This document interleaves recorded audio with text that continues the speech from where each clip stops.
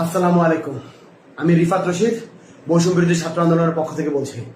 একটা কথা স্পষ্ট করে বলে দিতে চাই, এই খুনি সরকারের সাথে আর কোনো আলোচনা না। এই খুনি সরকারের সাথে আর কোনো আলোচনা না, আর কোনো বসা না, আর কোনো মীমাংসা না, আর কিচ্ছু হবে না। তারা প্রত্যেকবার ক্র্যাকডাউন চালিয়েছে। বাংলাদেশে গণহত্যা চালানোর পরেও আমরা শিক্ষার্থীরা যখন রাজপথে নেমেছিলাম তখন আমরা চুপ করে বসেছিলাম।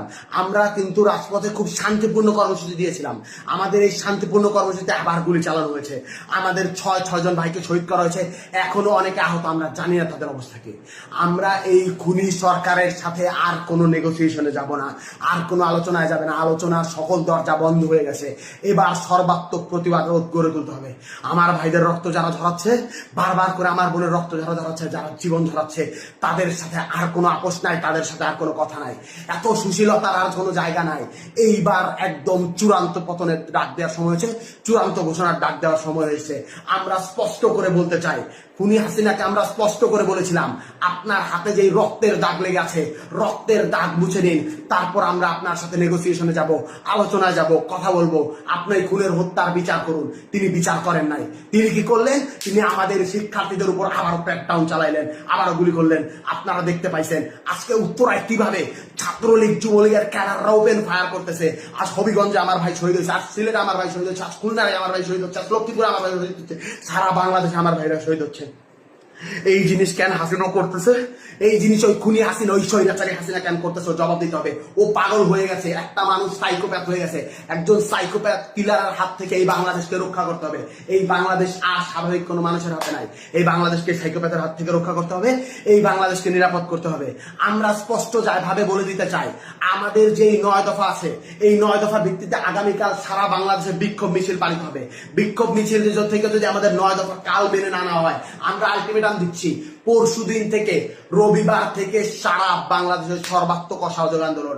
স্কুল চলবে না, কলেজ চলবে না, আদালত চলবে না, আইন চলবে না, ব্যাংক চলবে না, কিচ্ছু চলবে না। সবকিছুতে সর্বাত্মক অবরোধ, সবকিছুতে সর্বাত্মক অসহযোগ আন্দোলন চলবে। সবকিছু বন্ধ করে দেওয়ার ঘোষণা দেওয়া হলো। আর কোনো কিছুতেই আমাদের অবকাশ নেই। আমাদের বুকের রক্ত যারা প্রতিদিন ঝরায়, আমরা চুপ থাকার পরেও, আমরা শান্তিপূর্ণ থাকার পরেও নিরস্ত্র মানুষের প্রতি যে গুলি চালায়, গণকে যে হত্যা করে তার গণভবনে থাকার অধিকার নাই। গণকে যে হত্যা করে তার গণভবনে থাকার অধিকার নাই। আমার ভাইদের রক্ত প্রতিদিন ঝরানো হচ্ছে। এই রক্তের হিসাব পড়তে পড়তে পড়তে পড়তে পাহাড় সম রক্ত হয়ে গেছে। এই রক্তে তাকেই ডুবে মরতে হবে। এই বাদে কোনো উপায় নাই।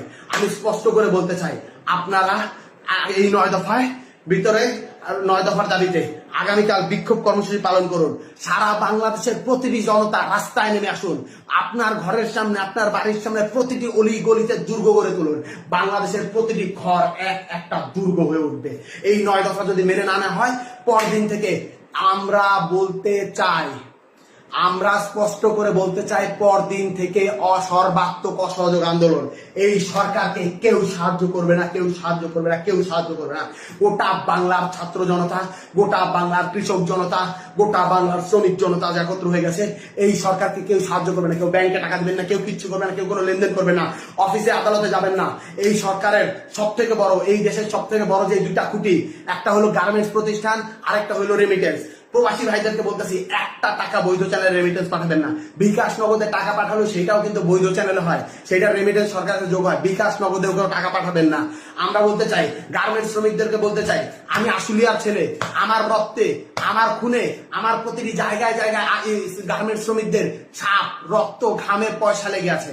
আপনাদেরকে আমি বলতে চাই, আপনারা কেউ আর গার্মেন্টসে যাবেন না। আপনাদের কেউ আর গার্মেন্টসে যাবে না। গার্মেন্টসে যারা যায়, আমার মা, আমার বোন, আমার মা বোনদেরকে বলতেছি, আমার ভাইদেরকে বলতেছি, আপনারা কেউ গার্মেন্টস কারখানায় যাবেন না। আমার ভাইদেরকে শহীদ করা হচ্ছে, এর স্পষ্ট বিহিত না হওয়া পর্যন্ত, এর বিচার না হওয়া পর্যন্ত আপনারা কোথাও গার্মেন্টসে যাবেন না। রিজিকের মালিক আল্লাহ। আল্লাহ বাঁচাইলে আমরা খাবো, আল্লাহ না বাঁচাইলে আমরা মরে যাবো। আপনারা রিজিকের ভয়ে আর কেউ ওই স্বৈরাচারের তাবেদারি করবেন না। আপনারা কেউ একটা রোববার থেকে যদি আমাদের দাবি মেনে না নেওয়া হয়, তাহলে কোনো গার্মেন্টস শ্রমিকে কল কারখানা সবকিছু বন্ধ ঘোষণা করা হলো।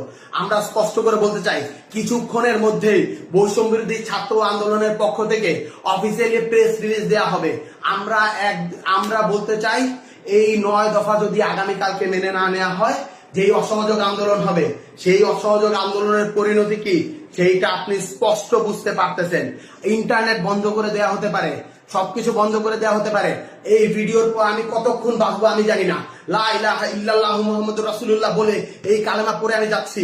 আমি যদি মরে যাই ভয় নেই, বাংলার প্রতিটি মানুষ যারা বেঁচে আছেন তারাই নেতৃত্ব দিবেন, তারাই চালিয়ে দিবেন। এই কালেমা পড়ে নেওয়ার পর আমার আর ভয় নেই। আল্লাহর কাছে আমরা বলতে চাই, আল্লাহ এই জালিমের তুমি পতন করো, এই জালিমের তুমি বিচার করো। আপনারা প্রত্যেকটি ধর্ম আছে, মসজিদে, মন্দিরে, পেগোড়ায়, গির্জায়, সকলের যে স্রষ্টা আছে তাদের কাছে আপনার হাত তুলুন, আওয়াজ তুলুন, বলুন এই জালিমের থেকে আপনারা পতন চান। আমরা আর কিছু বলবো না। আমরা একটা কথা স্পষ্ট করে বলতে চাই, আমাদের মানুষের যখন পতন আসে তখন সে পদে পদে ভুল করে। আমার ভাইদের শান্তিপূর্ণ আন্দোলনে আমার বোনদের যে গুলি করলো, সেই গুলির সেই রক্তের জবাব দিতে হবে হাসিনা। এভাবে পার পাওয়া যাবে না। রক্ত দিয়ে যখন সিংহাসন বানানো হয় মহারানী, সেই সিংহাসনে বসা যায় না, সেই সিংহাসনে ডুবে গিয়ে মরে যেতে হয়। আমি বৈষম্য বিরোধী ছাত্র আন্দোলন থেকে রিফাত বলছি, আমি যদি আর বেঁচে না থাকি, আমি যদি মরে যাই, আপনারা আমাকে স্মরণ রাখেন। এই লাইভের পর আমি জানি না আমি আর কতক্ষণ বেঁচে থাকবো, আপনারা আমাকে স্মরণ রাখেন। একটা কথাই স্পষ্ট করে বলতে চাই, আপনারা এই লড়াই সংগ্রাম চালিয়ে নিয়ে যাবেন, কেউ পিছপা হবেন না। সারা বাংলাদেশ আমাদের সাথে আছে। আমরা এই স্বৈরাচার মুক্ত বাংলাদেশ গড়ব। যারা এই আমাদের রক্তে, আমাদের খুনের উপর পাড়া দিয়ে, আমাদের রক্তের উপর পাড়া দিয়ে এই জালিমশাহী সরকার কায়েম করছে, জালিমশাহী শাসন ব্যবস্থা কায়েম করছে, তাদের সমস্ত স্ট্রাকচার, সমস্ত প্রতিষ্ঠান, সমস্ত স্তম্ভ ভেঙে গুড়িয়ে পায়ে মারিয়ে দেওয়া হবে। এই বলেই আমি আমার বক্তব্য শেষ করছি। আন্দোলন চলছে, আন্দোলন চলবে। শহীদের রক্তের দাবি আদায় না করা পর্যন্ত, শহীদের রক্তের বিচার না হওয়া পর্যন্ত আমরা আমাদের রাজপথ ছাড়বো না। আজ থেকে বাংলাদেশের প্রতিটি ঘর একটি দুর্গ। সাথে ছিলাম আমি মিজানুর রহমান, টুনাইট নিউজ বাংলা।